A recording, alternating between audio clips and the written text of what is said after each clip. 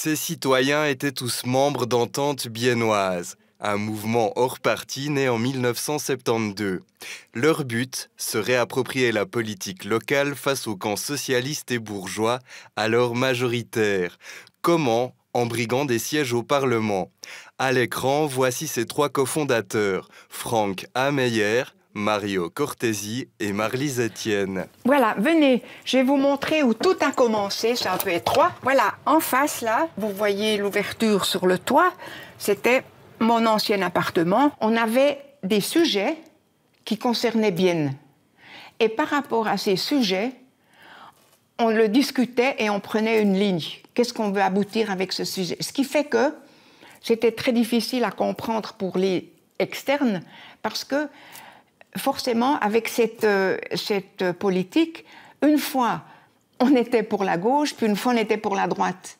Libérer les mandats municipaux des griffes des partis et du carriérisme politique, tel était le credo de ces citoyens qui se décrivaient comme libres et biennois. 50 ans plus tard, Avenir Bienne voit le jour. Son discours est quasiment identique. Le président de la mouvance revendique d'ailleurs cette filiation. Et on ne croit pas si bien dire, le père de ce dernier était membre d'Entente biennoise. La situation est la même qu'à l'époque. Il y a deux fronts durs, surtout du côté de la gauche, qui surfent sur la même vague politique depuis longtemps. Nous aimerions ouvrir une discussion entre ces fronts. C'était exactement le but d'Entente biennoise il y a 52 ans.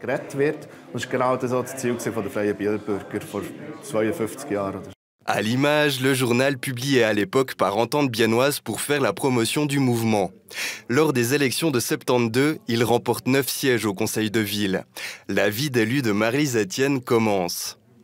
J'ai dû m'acheter un 2 pièces bleu foncé avec une chemise blanche. C'était l'époque. Et au conseil de ville, le président nous a dit « Oui, alors écoutez, il a coutumé que pendant 6 mois, vous vous taisez. » Le mois d'après, je suis arrivée au conseil de ville, pieds nus, sans chaussures, donc, et ça choquait tout le monde. Entente biennoise séduit. Lors des élections suivantes, elle obtient 3 sièges de plus. Le mouvement s'essouffle et se dissout au début des années 90. À l'époque, Entente biennoise gagnait son pari. Est-ce que Avenir Bienne en fera de même aujourd'hui? Ce qui est sûr, c'est qu'ils ont déjà une électrice. Je me posais la question, comment est-ce que je vais voter, moi? Et j'étais incapable de répondre, parce que l'option ne pas voter, c'est pas mon style.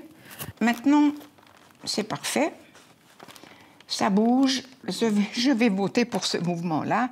Davantage de candidats seront connus en mars.